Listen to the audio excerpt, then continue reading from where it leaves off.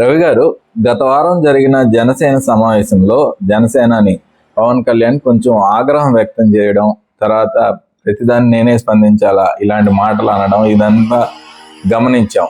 ఏంటి సార్, ఏంటి కారణం ఏంటి? అది పవన్ కళ్యాణ్ కొంతకాలంగా కొంచెం ఆయన తీరు, ఆయన గొంతులో కొంత మార్పు ఉంది, కొంత అసంతృప్తి, కొంత ఆగ్రహం వెలుగుచ్చుతున్నారు అనేది కనిపిస్తూ వచ్చింది. ఇటు కూటమిలో అంతర్గతంగా, బయట కూడా. రెండోది, పాలనా పరంగా తన శాఖ మీద ఎక్కువగా ఫోకస్ చేయటము, అధికారులను మందలించడము. అది కూడా కాకుండా ఇంకా ముఖ్యమైనది, రాష్ట్ర మంత్రివర్గ సమావేశం జరుగుతుంటే ఆ రోజు ఆయన ఢిల్లీలో ఉన్నారు. ఢిల్లీలో కేంద్ర మంత్రులను కలుసుకొని అక్కడ మాట్లాడని విషయాలని చెప్తున్నారు. నిజంగా ఉప ముఖ్యమంత్రి నెంబర్ 2గా ఉన్న వ్యక్తి ఢిల్లీలో ఆ రోజు ఉండి బీజేపీ నాయకులను కలుసుకోవడం అంటే, ఇప్పటివరకు ఢిల్లీ విషయాలు ఎక్కువ చంద్రబాబు, లోకేష్ చూసుకునేవాళ్ళు. మరి ఈయన ఎందుకు వెళ్ళారు అంటే, ఖచ్చితంగా జనసేన ప్రయోజనాలు ఖచ్చితంగా అక్కడ కాపాడుకోవటము, రాజ్యసభ ఎన్నికల్లో కూడా తమ వాడికి ఎవరికైనా వచ్చేట్టుగా చూసుకోవటము, వీటన్నిటి రీత్యా బీజేపీతో నేరుగా తన సంబంధాలు పెట్టుకోవటము. ఒకవైపున వైసీపీ వాళ్ళు మీరు ఎంతసేపటికి చంద్రబాబు నాయుడిని సమర్థించడం తప్ప మీకు ఎజెండా లేదంటుంటారు కాబట్టి అది కాదని చెప్పడం, ఇలాంటి అనేక అంశాలతో ఆయన ఢిల్లీ వెళ్ళారని అందరూ భావించారు. అక్కడి నుంచి ఆయన విశాఖపట్నం వచ్చి 2 రోజులు సమావేశాలు పెట్టారు. ఈ 2 రోజులు సమావేశాలు పెట్టినప్పుడు అందరితో ముఖాముఖి మాట్లాడారు. ఈ లోపల కొన్ని జరిగాయి. ఉదాహరణకు అక్కడ రైల్వే కోడూరు ఎమ్మెల్యే అరవ శ్రీధర్ అనే అతను అసభ్యమైన వీడియోలు విడుదలయ్యాయి. ఇట్లాంటివి కూడా జరిగాయి. సో వీటన్నిటి మీద కూడా ఆయన మాట్లాడారు, అతన్ని గట్టిగా చెప్పారు. వ్యక్తిగత విషయాలు, పార్టీ విషయాలు కలగాపులగం కాకుండా చూడాలి, మీడియా కుట్ర చేస్తుందని ఒక లేఖ రాశారు అంతకుముందు. సో ఇవన్నీ చూస్తే ఒక విధమైన అంతర్గత పరిణామాలు ఏవో జనసేనలో జరిగాయని అనిపిస్తుంది. అది అయిన తర్వాత జనరల్ బాడీలో మాట్లాడతారు, కమిటీల్లో మాట్లాడతారు, దిశానిర్దేశం చేస్తారని అందరూ అనుకున్నారు. ఈ లోపల అంబటి రాంబాబు ఇవన్నీ జరుగుతున్నాయి. అయినా వాళ్ళ విస్తృత సమావేశంలో చాలా ఆగ్రహంగా మాట్లాడారు. అసలు మీరంతా ఏమయ్యారు? ఏ విషయం వచ్చినా నేను ఒక్కడనే మాట్లాడాలా? నాకు మా మీద, మా కుటుంబం మీద దాడి చేస్తుంటే కూడా మీరు ఖండించరా? తిరుపతి లడ్డు సమస్య వస్తే కూడా మీరేమీ మాట్లాడరా? అన్నిటికీ నేనే చేయాలా అని. ఇది కాకుండా వ్యక్తిగతంగా కూడా కొంతమంది మీద ఆయన ఆగ్రహించారు, విసుక్కున్నారని ఆ వివరాలు కూడా మీడియాలో వచ్చాయి. నాగబాబు కూడా వాళ్ళ సోదరుడు కొన్ని విషయాల మీద సరిగా స్పందించలేదని. అలాగే ఆయనకు బాగా సన్నిహితంగా ఉండే ఎంపీ ఉన్నాడు, ఉదయ్ శ్రీనివాస్ అని. ఆయన పాత్ర మీద కూడా కొన్ని ప్రశ్నలు, కొన్ని అసంతృప్తి వ్యక్తం చేశారని ఇదంతా అయింది. ఆ మరుసటి రోజే చంద్రబాబు నాయుడుతో సమావేశమయ్యారు. మీరు కనుక ఒక సీక్వెన్స్ లాగా వీటన్నిటిని చూసుకుంటే, సమావేశం నుంచి ఆయన వెళ్ళిపోయాడు మాట్లాడకుండా. సాధారణంగా పవన్ కళ్యాణ్ మాట్లాడతారంటే ముందు నుంచి మీడియాకి చెప్పడం, చాలా ఫోకస్, ప్రతి డైలాగు బోల్డ్ ఇవన్నీ ఇస్తుంటారు కదా. ఆ రోజు ఆయన మాట్లాడకుండా వెళ్ళిపోయి మీరు ఏ నిర్ణయాలు తీసుకున్నారో నాకు చెప్పండి అని చెప్పారని. అంటే నేనేం చెప్పానని. సో నాదెండ్ల మనోహర్ ఆ రోజు మాట్లాడారు. ఏదో 3 కమిటీలు వేసాము.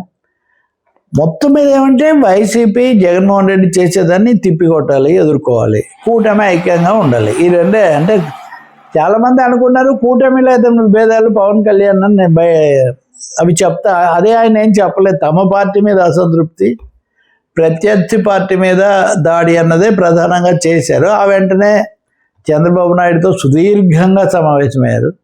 ఆ సుదీర్ఘ సమావేశంలో బహుశా ఈ రాజ్యసభకు 4 స్థానాలు ఖాళీ అవుతాయి. అంతకుముందు నాగబాబుకు అది ఇస్తామని, చివరిలో ఇవ్వలేకపోయాం కాబట్టి రాష్ట్ర మంత్రిని చేస్తామని చెప్పారు. అవేమీ జరగలేదు ఇప్పటికీ. ఎందుకు జరగలేదు? అంత పలుకుబడి ఉంటేనే ప్రశ్నలు వస్తూ ఉండేవి. ఇవన్నీ అయిన తర్వాత నిన్న మీడియా సమావేశం పెట్టి అక్కడ అంటే పవన్ కళ్యాణ్ గొంతు తోడు చేసుకోవాలి, లేకపోతే జగన్ ఎదుర్కోవటంలో, వైసీపీని ఎదుర్కోవటంలో ఇది చాలదు ఇప్పటి పరిస్థితి అని తెలుగుదేశం ముఖ్యమంత్రి చంద్రబాబు నాయుడు బలంగా భావిస్తున్నారనే అభిప్రాయం అందరికీ వచ్చింది. అందుకనే మొదటిసారి ప్రభుత్వం ఏర్పడ్డాక నిన్న వాళ్ళు కూర్చొని అక్కడ మాట్లాడారు. అప్పుడు కూడా పవన్ కళ్యాణ్ చిన్న తేడా చూపించారు. అదేమంటే, ఆయన అంతకుముందు తిరుపతిలో లడ్డు సమస్య మీద యాత్ర చేశారు. నిన్న కూడా ఆయన మాట్లాడిన ఒక వీడియో వైరల్ అయింది. దాంట్లో ఏమన్నారు అంటే, అవినీతి కల్తీ జరుగుతుంది, జరగకూడదని నేను చెప్పాను, అంతేగాని నేను ఎవరి పేరు తీయలేదు, అప్పటి ముఖ్యమంత్రిని కూడా నేనేం ప్రస్తావించలేదు, ఎందుకంటే ముఖ్యమంత్రులు ఇట్లాంటివి కలపమని చెప్పరు. ఇలాంటివన్నీ ఆయన మాట్లాడారు. అలాగే తొక్కిసలాట జరిగినప్పుడు క్షమాపణ చెప్పమని అడిగారు. జనసేన సభ్యులు, టీటీడీలో ఉన్న వాళ్ళు కూడా తమ భిన్నాభిప్రాయం చెప్పారు. అందువల్ల ఈ అంశాల్లో పవన్ కళ్యాణ్ కొంచెం తేడాగా ఉన్నారు అన్నది సరైన సంకేతం ఇవ్వదు అని భావించే ముఖ్యమంత్రి అందరినీ కూర్చోబెట్టి చెప్పించారు. నిన్న అయితే ఆయన ఫుల్ లెఫ్ట్ రైట్ అన్నట్టుగా తీవ్ర స్థాయిలోనే మళ్ళీ ఉంది. వ్యక్తుల పేర్లు తీయలేదు కానీ ఇవన్నీ అంటూ రాజకీయాల కోసం ఈ అంశాన్ని వాడుకోకూడదు అని నేను కొంత ఆలోచించాను అని ఒక మాట కూడా చెప్పారు కానీ అన్నీ మళ్ళీ జాబితా చదివారు. అందుకని హైపర్ యాక్టివ్గా ఆయన రంగంలోకి దించాలని భావిస్తున్నట్టు కనిపిస్తుంది. దానికి తగినట్టే తెలంగాణ ఎన్నికల ప్రచారానికి రమ్మని చాలా కాలం తర్వాత అక్కడ కూడా ఒక ఇది ఉంది. పోటీ చేయడానికేమో మాకు పొత్తు లేదన్నారు, ప్రచారానికేమో రమ్మన్నారు. పవన్ రమ్మన్నారు కానీ చంద్రబాబును రమ్మనలేదు. సో ఇవన్నీ కలిపి చూసినప్పుడు బీజేపీ జనసేనను విడిగా పవన్ కళ్యాణ్ ముఖ్యంగా వాడుకోవాలనుకోవడం ఒకటి కనిపిస్తుంది. రెండవది తెలుగుదేశంతో ఉంటూనే తమ స్థానాన్ని తాము బలోపేతం చేసుకోవాలనేది రెండోది కనిపిస్తుంది.